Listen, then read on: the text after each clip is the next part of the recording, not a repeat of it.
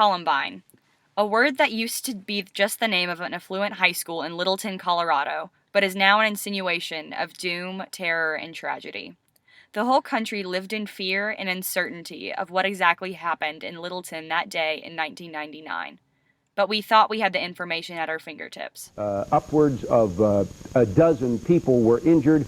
We've heard reports as high as 21. 19 injured, possibly at this time. We understand one's in very serious condition. Gunmen, the two gunmen, and there have been reports of three. The indications from the students are that they were carrying some kind of assault rifles because they described, at least one student described seeing a long clip underneath the gun, making it either a very sophisticated semi-automatic or even automatic rifle. Again, you heard earlier from CBS News that the students involved in this may have been disgruntled, even former students who apparently had targeted some of the students inside. Even today, some still live in the dark. The rumors that circulated around Columbine ranged from a mafia of goth and homosexual shooters to the martyr phenomenon that was Cassie Bernal. But why was America so uninformed about this situation? What caused these rumors? Dave Cullen, the author of the novel Columbine, which detailed what exactly happened at Columbine High School, gives an explanation as to why the media reacted the way that they did during the Columbine massacre. In our profession, we used to feel like, well, as long as you say, this is my theory or whatever, it's okay, as long as you label it. As conjecture, it doesn't work that way, because very, very quickly, we're a huge echo chamber and we start bouncing these same theories off around each other, and pretty soon, within a few hours, they've solidified into fact, and then they're with us forever. The sheriff said in the first few hours that it was up to 25 dead. Every paper in the country, every news show was leading with 25 dead. Today, no one believes that. Today, media correspondence pertaining to school news is drastically different than it was during Columbine. Our team traveled to WBIR and WATE to speak to media professionals about their protocol for speaking to law enforcement and school officials before breaking any news or reporting stories. First two people we're going to reach out in any situation like this will be school officials to confirm anything that may have happened, because we can't assume, because then you're not going to be a reliable source to your viewer.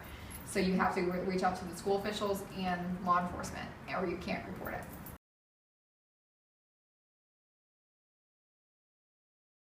Many times we have to go through a PIO or public information officer.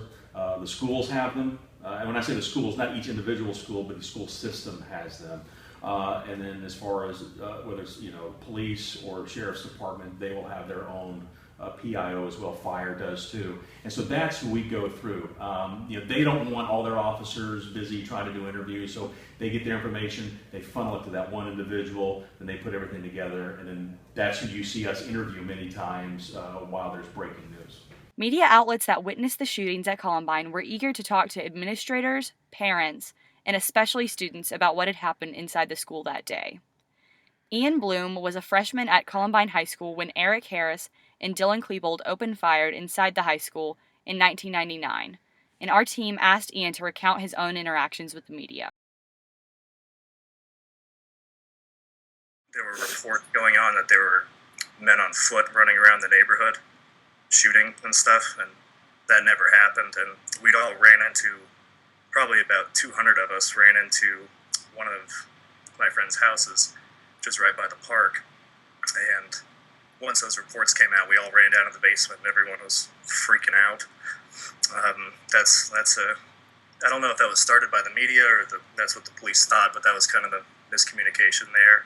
Though the media is responsible for reporting all the information, law enforcement and school administrators are equally as responsible for sharing accurate information. Our team talked to Bearden High School's head of security, Mr. Dan Parker, to find out more.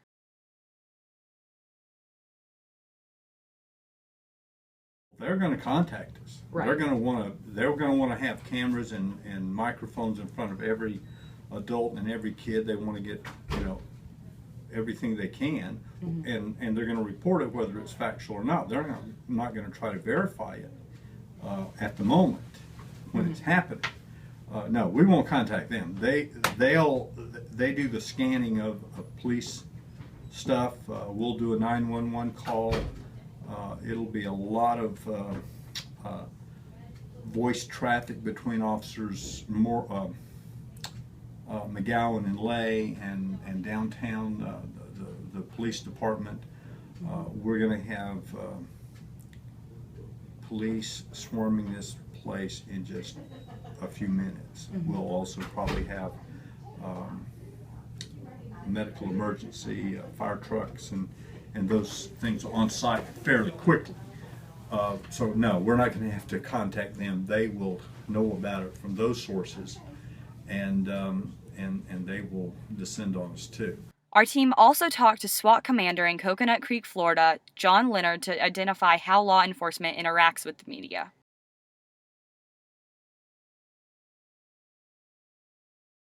Well, one thing that the media always does is they try to get in on the story from a different vantage point.